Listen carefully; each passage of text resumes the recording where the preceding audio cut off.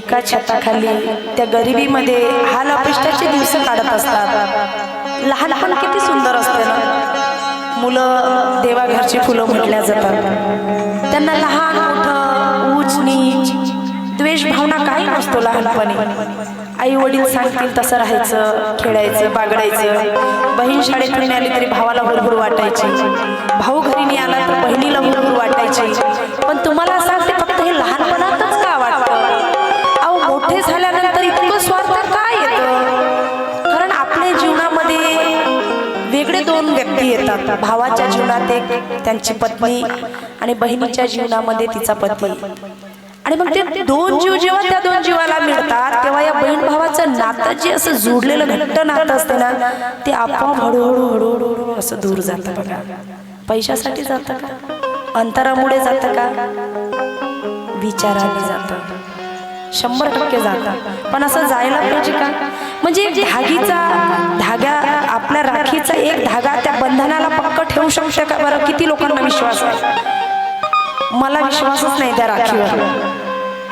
पण ती जी राखीचा जो धागा आहे ना, तो धागा का असो ना, ती ओढ असते भावाकडे जाण्याची, एक प्रेमाची ऊब देण्याची, भावाशी संवाद साधण्याची, आपल्या माहेरच्या लोकांची गाठ भेट, एक तो गोडवा एकत्रित येण्याचा। धाग्याने नाते जर बांधले गेले असते तर धागेच बांधत राहिलो असतो ना आपण। पण आपली महाराष्ट्रीयन आपल्या भारत देशाची संस्कृती बहीण भावाचे हे रक्षाबंधनचं जे हे नातं आहे ते एका धाग्याने बांधलं गेलेलं आहे। आणि म्हणून ते रक्षाबंधन बहिणीची प्रत्येक भाऊ रक्षा त्या वेळेला करतो का? प्रयत्न करतो का? अजिबात नाही। त्या काकू म्हणतात नाही, प्रयत्न करतो का? बरं त्याला प्रयत्न करायचे असले तरी त्याची बायको करू देते का? नाही। आता अशी कितीतरी कलह कुटुंबामध्ये चाललेले आहे। पण त्या बहिणीचं काय म्हणणं आहे बघा? त्या परिवारात त्या परिस्थितीत लहानाचे मोठे झाले माय। त्या घरा आधीची पिढी आणि परंपरा कशी होती बघा। म्हणजे आता मी ज्या वयात तुमच्या समोर बसून आहे, माझं जेव्हा लग्न झालं तेव्हा आमच्या आजूबाजूला लग्न व्हायचे तर आमच्या घरातले बुजुर्ग माणसं म्हणायचे की नवरी मंडप मध्ये गेल्यानंतर वर डोळे करून नाही पाहायचं। घरी पाहुणे आल्यानंतर आपल्या घरातील बुजुर्ग व्यक्ती त्या मुलांना आधी बघतील, ते ठरवतील, मग मुलगी बघेल। आणि मुलगी आई वडिलांचा विचार सांगेल, नंतर मग ते विचार मध्यस्थ्याला सांगतील, मग मुलांकडे पोहोचेल। ही परंपरा अतिशय सुंदर परंपरा। कारण आता जे फाईट होते ना, ते फाईट कोणाची होते? त्या दोघांची फाईट होते। तेव्हा फाईट करण्यासाठी दोघं तिघं नसायची, असंख्य मोठी लंबी दोरी असायची त्या लग्न जोडायची। त्याच्यामुळे काय होते, याच्या घरी भांडण झाले की मध्यस्थ्याला कोण सांगेल, त्याला सांगलं की त्याला कोण सांगेल, असं करता करता ते त्यांचं भांडण आपोआपच निपटून जायचं, तर वाद व्हायचा नाही आणि लग्न तुटायचं अजिबात नाही। कारण तेव्हाची संस्कृती आपल्यावर होती, पण आता ते आम्ही विसरत चाललो। तर माझ्या लग्नामध्ये किती पब्लिक आहे हे सुद्धा पाहायचं नाही। कारण समोर मुलाकडचे पाहुणे म्हणणार की बाबा या पोरीला हिच्या आई वडिलांनी संस्कारच दिले नाही, पोरगी मंडपात भरभर भरभर भरभर पाहायला लागली। हे पब्लिक पाहते का कोण्या पोराले पाहते का काय पाहते? तुम्हाला सांगते ही खरी गोष्ट आहे बरं। हे कुजबूज आजही म्हातारे लोक करतात, पण आपल्यासारख्या मुली आज शिकल्या सवरल्या काय म्हणतो आम्ही, आमच्या जिंदगीचा प्रश्न आम्ही सॉल्व्ह करू, सॉर्ट आउट करू। घ्या बाबा, सॉर्ट आउट करा। एकाच दिवसात पोरगा पहा, दुसऱ्या दिवशी लग्न जोडा, तिसऱ्या दिवशी नवरी व्हा, चौथ्या दिवशी लेकरून, पाचव्या दिवशी बापाच्या घरी। सत्यानाश कोणाचा? तुमचा नाही, माय बापाच्या संस्काराचा। काका आई वडिलांना दोष देतात लोक, स्पेशली मुलींसाठी आईला दोष देतात आणि पोरांसाठी बापाला दोष देतात। पण आई वडिलांचा दोष नसतो माय। संगत गुण, बाहेरचं वातावरण, सगळ्यात महत्वाचा हा ॲटम बॉम्ब म्हणजे मोबाईल। बिघडले ना लेकर, माय बापाचा दोष आहे का? प्रत्येक आई वडिलांना वाटतं की आमचा मुलगा आमची मुलगी खूप चांगली आहे आणि असलीच पाहिजे. अरे स्वतःसाठी नाही रे, आपल्या आईवडिलांनी आपल्यावर दिलेल्या संस्कारासाठी तरी काहीतरी गोष्टींचं पालन आताच्या पिढीनं केलं पाहिजे. म्हणून मला म्हणायचं आहे, त्या बहीण भावाचं जे नातं आहे ते हळुवारपणे फक्त पैशासाठी, द्वेषासाठी आणि त्यांच्या जीवनामध्ये आलेल्या दोन व्यक्तींमुळे ते जुडलेले बहीण भाऊ कसे दूर जातात या गाण्यातून तुमच्या पुढे आणते. कसे ऐका. नको घमेंड करू दादा श्रीमंती पायी, दादा रे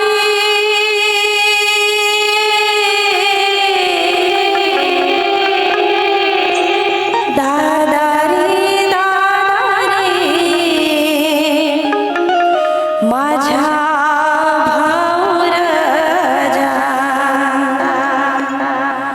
नको घमेंड करू दादा श्रीमंती पायी, ही दुबडी बहीण काही मागणार नाही, बहीण काही मागणार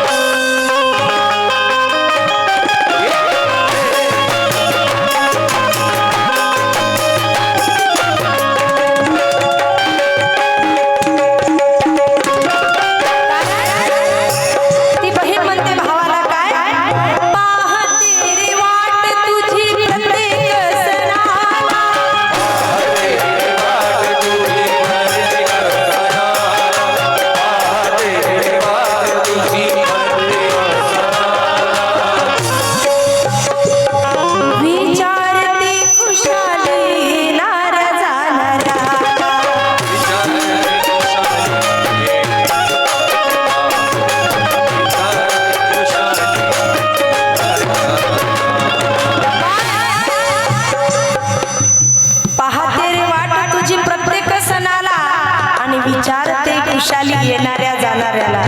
माझा भाऊ दिसला का? माझ्या भावाने काही निरोप पाठवला का? त्याला मला काही सांगायचं आहे का? अशी ती बहीण आपल्या माहेरावरून येणाऱ्या लोकांना विचारते आणि वाट बघते कशी. निराशा सर्व होते दादा, निराशा सर्व होते तुकारे येत नाही. निराशा सर्व होते तुकारे येत नाही.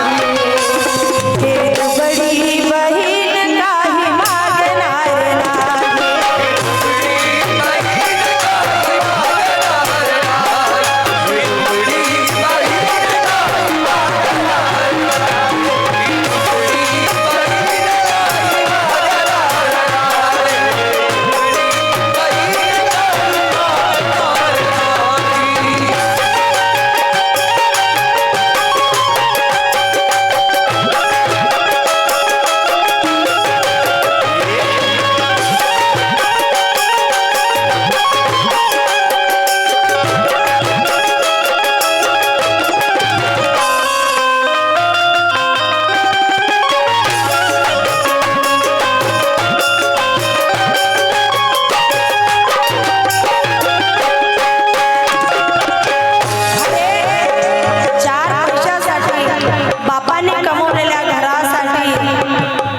जागेसाठी जर तू माझा विरोध करत असशील, द्वेष करत असशील, अरे तुमच्या एका शब्दात मी परक्या घरात गेली रे, जिथं माझं कोणीच नव्हतं.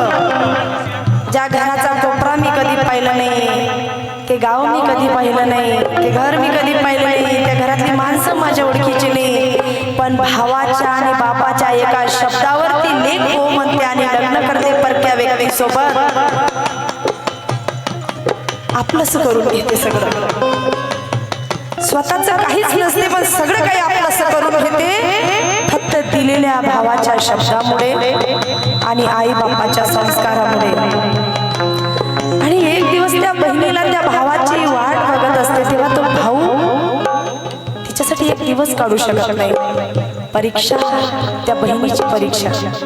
पण ती बहीण म्हणते भावाला, परीक्षा घेऊ नको भाऊराया, सगळं काही तुझं आहे. तुझी भेट, तुझी आपुलकी, तुझी ममता, तुझी साडी चोडी माझ्यासाठी सगळ्यात श्रेष्ठ आहे. तुम्हाला दिसला जरी तरी मन भरून येत रे, तू दिसला ना तरी केविल वाला वाटत रे. अरे मी बहीण आहे तुझी, या बहिणीची परीक्षा घेऊ नकोस. माझं रक्षण करण्यासाठी मी तुला धागा बांधायची. जर धाग्याने तुझं आणि माझं नातं पक्क झालं असतं, मी तुझी वाट कधीच पाहिली नसती भाऊराया, कधीच वाट पाहिली नसती. विसरू नको भाऊ तू सीमा बंधनाची,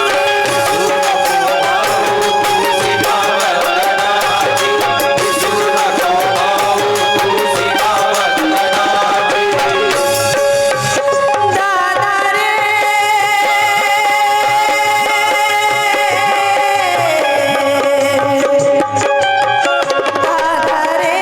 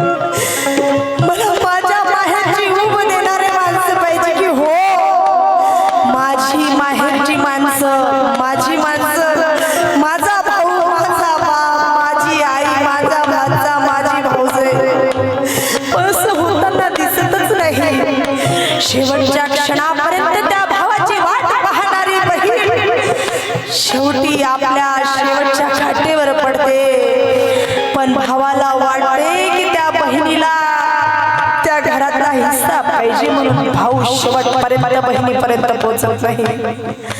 बहिणीचा काय दोष? बापाने दिलेल्या घरी नांदायचं आहे, आईने दिलेल्या संस्कारात जपायचं आहे, रुजायचं आहे. घराला कधीही दाग लागू नये म्हणून शेवटच्या श्वासापर्यंत मरायचं आहे. आणि माझ्या शेवटच्या श्वासाला माझा भाऊ शेवटी तरी शेवटची साडी आणि जोडी घेऊन तरी येईल हा निरोप त्याला द्यायचा आहे. आणि म्हणून ती बहीण घेईवरून म्हणते, अरे आता तरी माझ्या भावाला कोणीतरी बोलवा आणि सांगा त्याला, अरे आयुष्यभर द्वेष करत राहिला पण शेवटच्या टप्प्यात तरी मला एकदा डोळे भरून तरी माझ्या भावाला निहारून पाहू दे आणि मला शेवटचा श्वास घेऊ दे. बहीण म्हणते, अरे संपला जिव्हाळा त्या माये माऊलीचा, संपला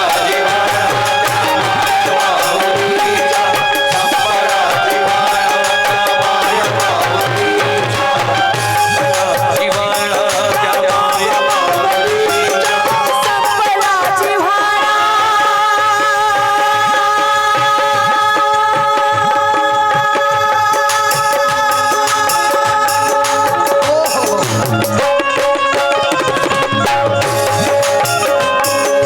संपला जिव्हाळा त्या माये माऊलीचा, लागला उन्हाळा, हरी लागला उन्हाळा धरण सावलीचा.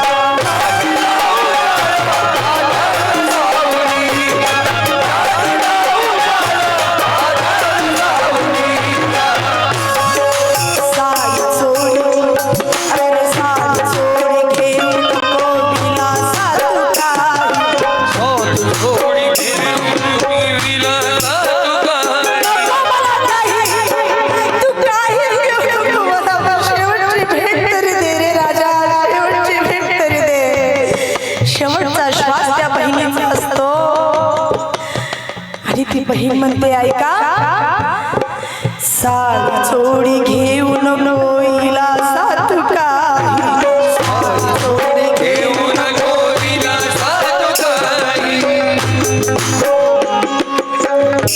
शेवटचा श्वास घेते, संपून जात आहे. बहीण संपल्यानंतर भाऊ निरोप जाते. अरे त्या बहिणीनं आयुष्यभर वाट पाहिली राजा, ती बहीण बापाची संपत्ती मागेल म्हणून बायकोनी तुला भडकवला आणि त्या बायकोच्या नादाला लागून तू बहिणीची भेट सुद्धा घेतला नाही.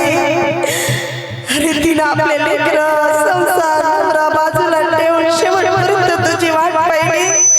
राजा आता तरी जा, तुझी बहीण गेली तुला सोडून. तेव्हा भाऊ धावत जातो, साडी चोळी हिरवी घेऊन जातो, बहिणीला माफी मागतो, पाया लागतो की ताई ग तायडे, ए तायडे मी चुकलो ग, जेव्हा तुला माझी गरज होती तेव्हा मी नाही धावलो तायडे, पण आता भाऊ कडून चुकला, आता मला तुझी गरज आहे तायडे, बोल की ग माझ्या संग बोल.